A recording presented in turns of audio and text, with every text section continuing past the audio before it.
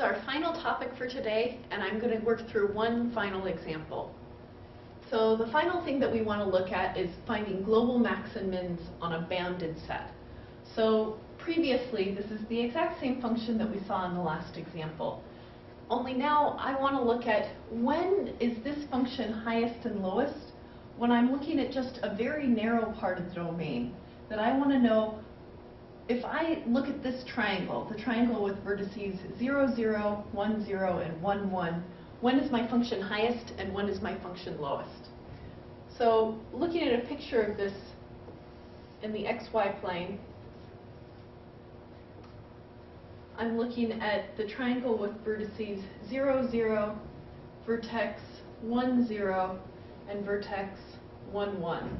I shouldn't be standing on this side, sorry. And I don't exactly know what this function looks like right now, but I don't have to worry about what this function looks like right now. What I do know is that it's some crazy curvy sheet thing that's curving upwards and downwards and has some crazy saddle points and stuff. And I'm bounding this to just look at the place right here where I have the point 1, 1. And so I'm essentially cutting this triangle in the xy plane, and I'm trying to say, on this triangle up here in space, what are the highest and the lowest points on this sheet of this triangle up in space of this three-dimensional function? This graph isn't very helpful, I understand. It doesn't look very helpful for me either. But how can I find out where this graph is highest and where this graph is lowest? There are three steps that we're going to do. The first step is to find the critical points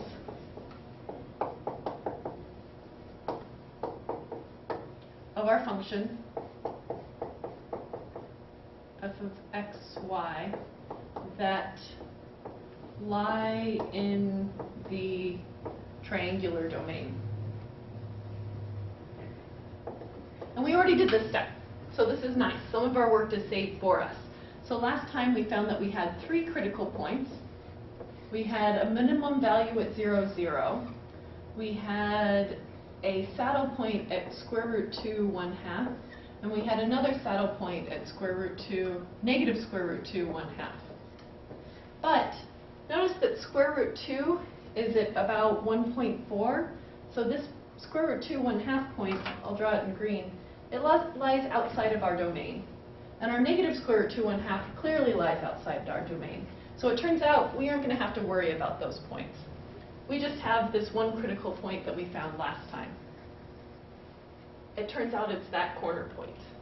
So that's the first step, and we're already done. And I'm just going to collect my critical points. I'm going to put them up here in the corner where I won't forget about them. So we found one potential max-min value.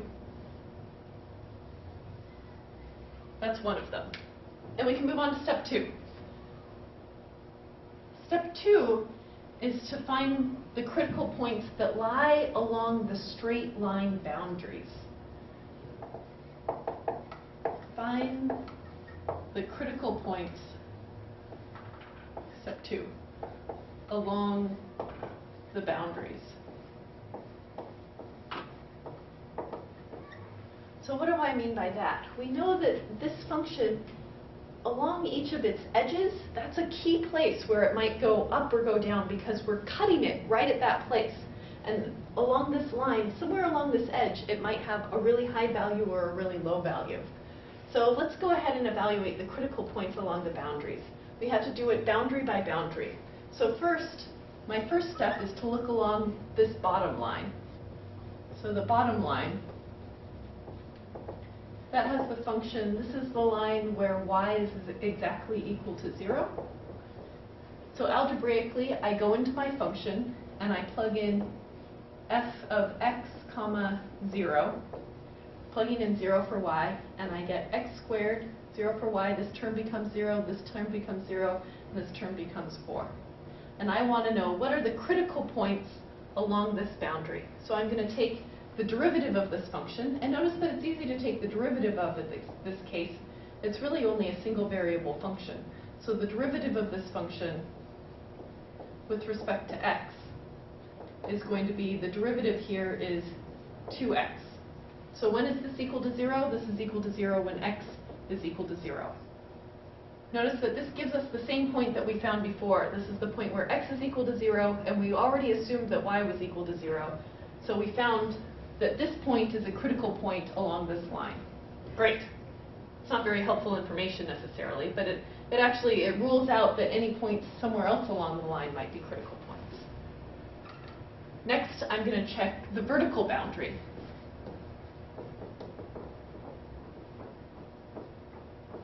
I don't know how to spell vertical. It's okay. So the vertical boundary is going to be this line right here. This line has the equation, it's when x is exactly equal to 1. So I'm going to go into this function, and I'm going to let x be equal to 1. So I'm looking at the function f of 1y. When x equals 1, I get 1 squared plus 4y squared minus 2 times 1 times y plus 4. And I want to know what are the critical points along this boundary, so I need to take the derivative of this and set it equal to 0. So when I take the derivative of this, I'll just write f prime of y. It's a function of y in this case. My derivative, my constants are going to disappear, and my derivative becomes 8y minus 2. A critical point, I take the derivative, then I set it equal to 0. And I find that when y is equal to 1/4, I get a critical point. So what does that mean here? That means when x is equal to 1 and y is equal to 1/4, that's a critical point along this boundary. So I'm going to list that up on my list. We found a new point. It's the critical point when x is equal to 1, when y is equal to 1/4. So that's another potential max or min value that's a critical point along this boundary. And I'll label it right here in green. This is the point 1/1/4. So we've done 2 of the different boundaries. We have one more boundary along which I'm going to find the critical points.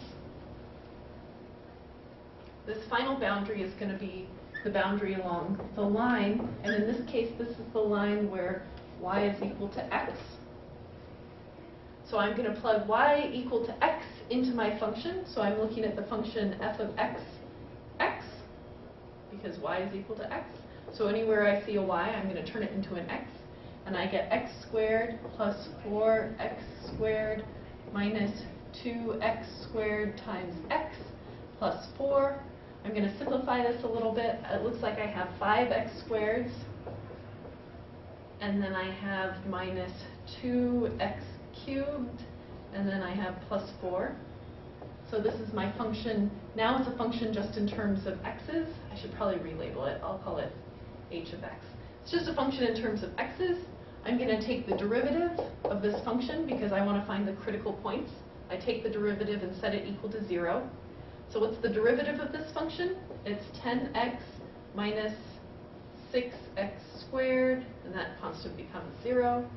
So I'm going to take the derivative and set it equal to 0. How do I solve? I need to solve for x for when this is equal to 0. I can factor out an x, and I get 10 minus 6x equals 0. I'm going to pause for a second. This is a technique that we've seen a couple of times, that this repeated x in this polynomial, it's easy to factor this out. That's something that will happen commonly, in part because it's common to have critical points where x equals 0. So what does this tell me? This is going to be equal to 0 when x equals 0. But that's boring because we already have when x is equal to 0, that gives me the point x equals 0 and y equals 0, which is 0, 0, which is the point that we already found, the point along this line where x is equal to 0. Boring. It also gives us the point where 10 is equal to 6x. So I divide both sides by 6, and I get 5/3 is equal to x. Interesting point. This is a new point, right? This is the point where x is equal to 5/3, and because we know that we're along this line, it's going to be the point where y is also equal to 5/3. Interesting new point, but alas, it's outside of our triangle. 5/3 is bigger than 1. So we just found another point that's a critical point that's way out here. That's not in our domain, so we don't really care about it. Step 2 is complete. We now can move on to step 3.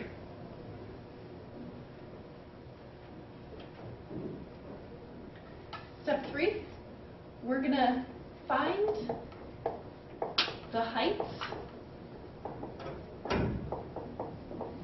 of all corners, I guess I should call them vertices, and critical points. So we've narrowed our list down to these 2 points that are critical points that may or may not be high or low points on this graph. But we also have to evaluate all of the endpoints, because let's say this line is just increasing and increasing and increasing and it gets chopped off right at 1, 1. We want to make sure what is the highest point along that line. It's going to be at the point 1, 1. It's not a critical point, but it would be the highest point because it's the end of that line segment. So let's go ahead and evaluate this. That means that we're going to look at what is f of 0, 0. Our function evaluated at the point 0, 0 gives us a value of 4. What is f of our second critical point? 1, 1/4. That's equal to 1 plus 4 times a fourth squared minus 2 times 1 squared times a fourth plus 4. I can do some arithmetic because I'm so good at arithmetic, and I end up with 1 plus 4/16. 4/16 is just a fourth, so it's 1 plus a fourth minus 2/4 plus 4. 4 is 16/4, and I can convert this into 4/4. So how many fourths do I have? I have 5/4. I get 19/4. Right? Maybe minus 2/4. Yes, I feel okay about that. I also have to plug in my corner points. So I'm looking at the corner point 0, 1. That's this corner right here. Plugging in 1 for x and 0 for y, I just get 1 plus 4, which is equal to 5.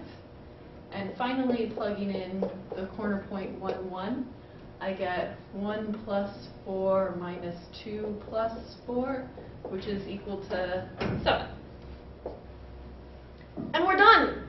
Hooray! Why are we done? So we just found out the heights at each of these crazy places. And I'm going to label these heights in red. No, in blue. Here, I have a blue marker. So looking at our triangle, we just found that our height down here at 0, 0 is 4 high. We found that our height down at our next corner, 1, 0, right here, it's 5 high. Up at 1, 1, it's 7 high. These are our functional outputs. And at our crazy saddle point, it's 19/4 high, which is 4 1/4, right? No, 4 3/4. So I'll write that as 4 3/4. So now we just need to pick what are the highest and the lowest points. We see that up here at 1, 1, that's our max value because it's highest, and down here at 0, 0, that's our min value because it's lowest. Well, why did we go through all that work to find this saddle point if it didn't end up being anything interesting? It turns out it actually is interesting. We see that this is up here at a height of 5, and this is up here at a height of 7, but in between we're swooping down before we swoop up again.